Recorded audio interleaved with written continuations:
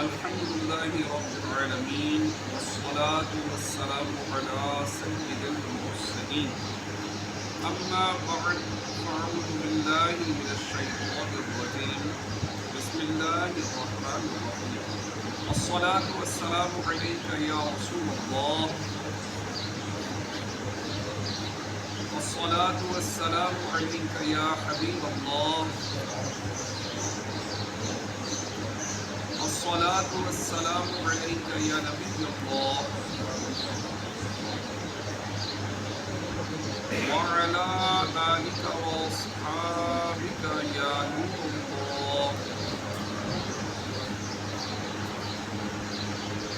نويت سنة الاعتكاف۔ اللہ رب العزت کے آخری نبی مکی مدنی محمد عربی صلی اللہ تعالی علیہ وآلہ وسلم نے ارشاد فرمایا کہ جو مجھ پر 10 مرتبہ صبح اور 10 مرتبہ شام درود پاک پڑھے اسے قیامت کے دن میری شفاعت ملے گی۔ صلو علی الحبیب صلی اللہ تعالی علی محمد صلی اللہ علیہ وآلہ وسلم۔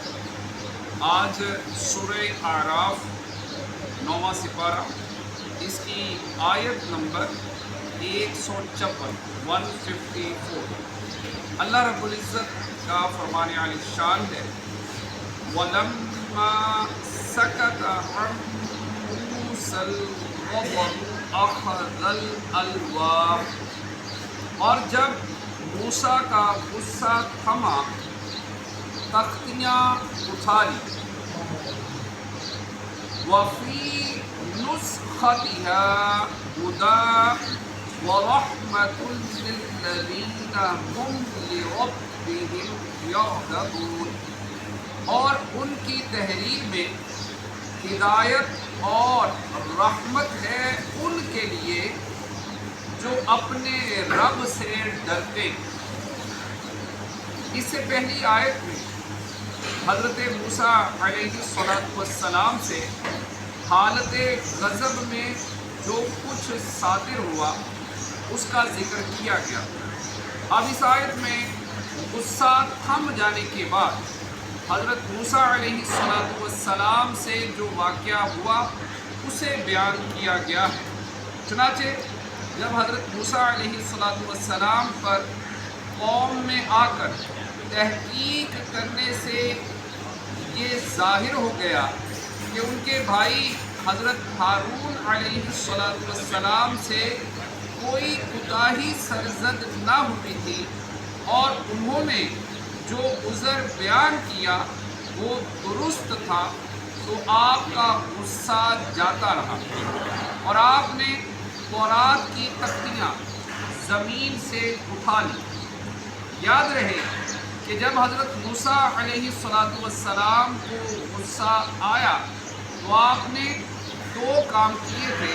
نمبر 1، تورات کی تختیاں زمین پر ڈال دی۔ نمبر 2، حضرت ہارون علیہ السلام کو سر سے پکڑ کر اپنی طرف کھینچا۔ جب غصہ ٹھنڈا ہوا تو اس کی تلافی میں بھی حضرت موسیٰ علیہ السلام نے 2 کام کیے۔ نمبر 1، تورات کی تختیاں زمین سے اٹھا لی، اور نمبر 2، اپنے بھائی کے لیے دعا کی۔ میرے اسلامی بھائیوں، اس آج کی آیت مبارکہ سے ہمیں یہ میسج ملا کہ انسان کی طبیعت مختلف طرح کی ہوتی ہے۔ کوئی غصے میں جلدی آ جاتا ہے، کوئی غصے میں دیر سے آتا ہے۔ تو لیکن اگر غصہ آ جائے جو کہ انسان کے بعض اوقات اپنے بس میں بھی نہیں ہوتا، تو غصہ اگر آ جائے انسان کچھ کر بھی لے تو اس کے بعد اس کو چاہیے کہ وہ اس پر غور کرے کہ آیا اس کا جو غصہ تھا وہ بالکل جو اس نے نے اپنا غصہ کیا وہ بالکل درست تھا یا کہ وہ درست نہ تھا، تو پھر اس کی تلافی بھی کرے۔ اگر وہ درست نہیں تھا تو عقل مند انسان یہ ہے کہ پھر وہ اس کی تلافی بھی کرے۔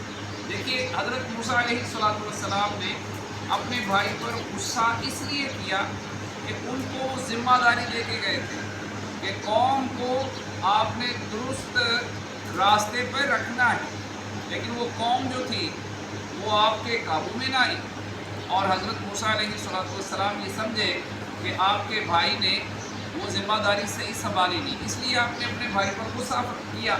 لیکن بعد میں جب آپ کو پتہ چل گیا کہ نہیں، کہ وہ جو آپ کے بھائی نے بتایا کہ میں نے اپنی طرف سے کوئی کمزوری نہیں دکھائی، تو یہ قوم میرے بس میں نہیں تھی، تو پھر آپ نے اپنے بھائی کے لیے دعا بھی کی۔ یہاں سے ہمیں یہ میسج ملا، اگر کبھی غصے میں کوئی بات سرزد ہو جائے تو پھر اس کی تلافی بھی کرنی چاہیے۔